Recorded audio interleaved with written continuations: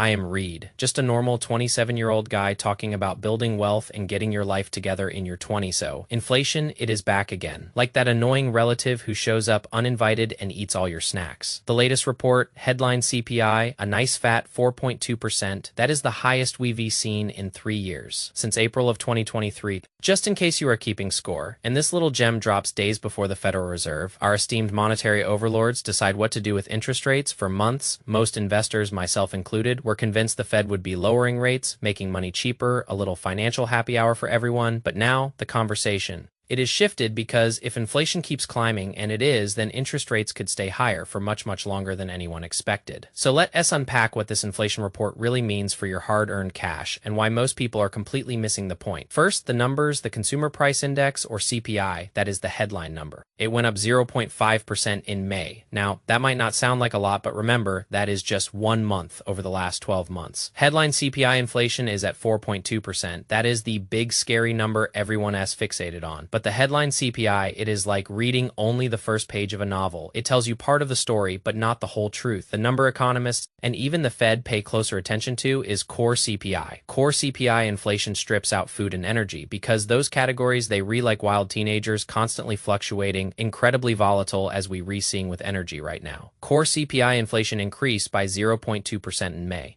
And it is up over 2.9% year over year. That is still above the Fed's long-term target of 2%, a target they've been droning on about for 4 years. So even without the volatile stuff, inflation is still high, and it is still going up. For those of you who appreciate subtlety, that is not good. Now, I am not saying food and energy aren't important. That would be an incredibly stupid thing to say. They critically important. Food, energy, oil, transportation, these are the things that hit our wallets directly. They impact our everyday lives. Our pocketbooks rely heavily on these costs. Here's the kicker. Energy prices alone in the past 12 months are up over 23%. Think about that for a moment. A 23% increase. Most reports say energy accounts for about 60% of the overall inflation increase last month. So yeah, energy is a huge driver of this rapid inflation. And food prices, well, we don't need a government report to tell us they climbing. We see it every time we go to the grocery store. The food index, it is up 0.2% last month in May and up 3.1% year over year. You remember when your grocery cart cost $50 and now it costs $100? Yeah, we all get it. We feel it every time we swipe our card. Another massive piece of this puzzle. Housing, let's not forget housing. It remains stubbornly high. The shelter increase, which measures housing costs,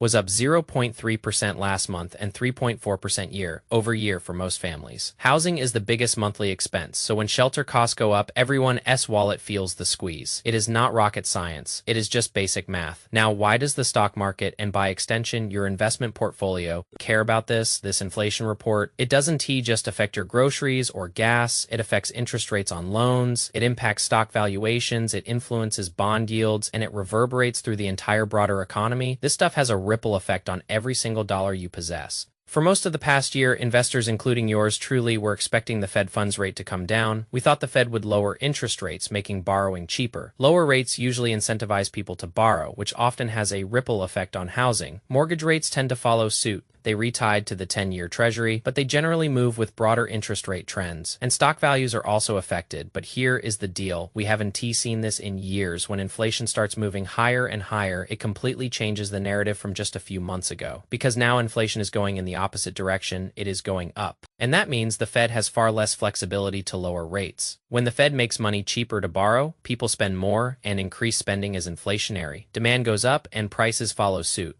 But we already have high inflation, which means the Fed may not be able to cut rates as we all hoped. And that is precisely why these inflation reports capture so much attention from investors and consumers alike. It is a big deal. And if you are not paying attention, you are just leaving money on the table. Let's continue with the Fed. Again, their target for core CPI. It has been 2% for years, not 4%, not 5%, not 3%. They want it at 2%. And listen, it never even got to 2%. It got down to maybe 2.6% or 2.5%. And then it started climbing again a few months ago. Now, core CPI is at 2.9%, and that headline CPI with food and energy is at 4.2%, so it is going in the wrong direction. And that creates a significant challenge for the Fed. They can just come in and lower rates like we thought. Because higher inflation means the Fed wants to slow down spending. They want to discourage people from taking out loans when inflation is running hot. And what does the Fed usually do to slow down spending? They raise interest rates, making money more expensive. expensive to borrow. When borrowing is more expensive, less spending occurs, and that is what typically drives inflation down. So now you have a few people saying, look, the Fed might ultimately in the next few months, maybe even at their upcoming meeting, raise the Fed funds rate. The general consensus right now, with only a few days before the next Fed meeting, is that they keep the federal funds rate exactly where it is, between 3.5% and 3.75%, and not touch it. But I am telling you, if these inflation reports keep showing inflation going up and up and up, then guess what? The Fed will have to come in and raise the Fed funds rate. The Fed is meeting again in just a few days, and this FOMC Federal Open Market Committee meeting is going to be incredibly interesting. It is the first meeting for the new Fed chair, Kevin Walsh, and Jerome Powell. The previous Fed chair will also be on the FOMC. That creates some unique dynamics, a leadership situation we haven't seen in decades. A Fed chair hasn't stayed on the FOMC since the 1940s or 50s. It has been a long time. So we might see a little friction, a little boardroom drama in terms of what the Fed decides at this next meeting, we LLC. But again, the bigger issue isn't necessarily what the Fed does. The bigger issue is what happens to our wallets. If inflation continues its upward march, so let me talk a little bit about what this means for us. As consumers and as investors, because that is the bottom line, it means borrowing money is probably going to remain more expensive for longer than we all assumed. Credit card rates, they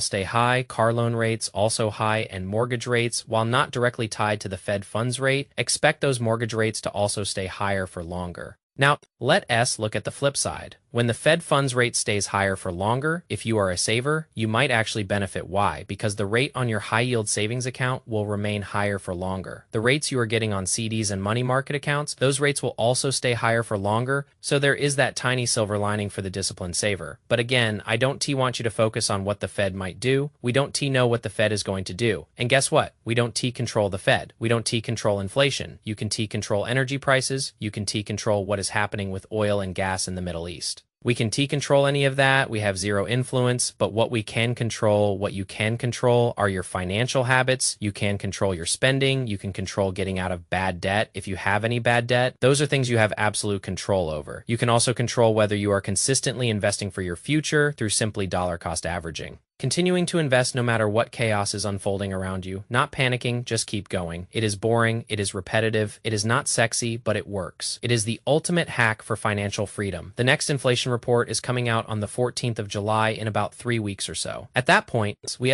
find out whether inflation continues its ascent or if this was just a temporary bump in the road. Inflation going up and then coming back down, we have to wait and see. Keep your ears tuned to this channel. I am going to break this stuff down for you in plain language every single week. So we all know what moves and things we should be doing with our money right now, based on what is happening in the broader economy, with inflation, with the Fed funds rate, with GDP, and all these larger, broader issues. So let me hear from you. Do you think the Federal Reserve should raise interest rates again to slow down spending and keep inflation in check, if that is even possible? Or do you think the Fed should just keep interest rates exactly where they are right now and just wait and see? Drop a comment below for me and let me know what you think. And if you got any value from this video, do me a favor and please share it with someone who you think needs to hear it. And before you go, enrollment for my 4-step financial reset is open right now. If you are tired of feeling financially scattered and all over the place, and you want a clear system for managing your money to grow your money, eliminate some debt, build some more cash reserves, and understand investing at a deeper level, I'd love to work with you in the 4-step financial reset. The program includes the complete 4 steps to maximize your money course, 3 small group live coaching sessions with me, worksheets, tools, and support. You can learn more about the 4-step financial reset in the link below in the description box. Remember guys, the best person who is going to take care of the old you is the young you. Until the next video.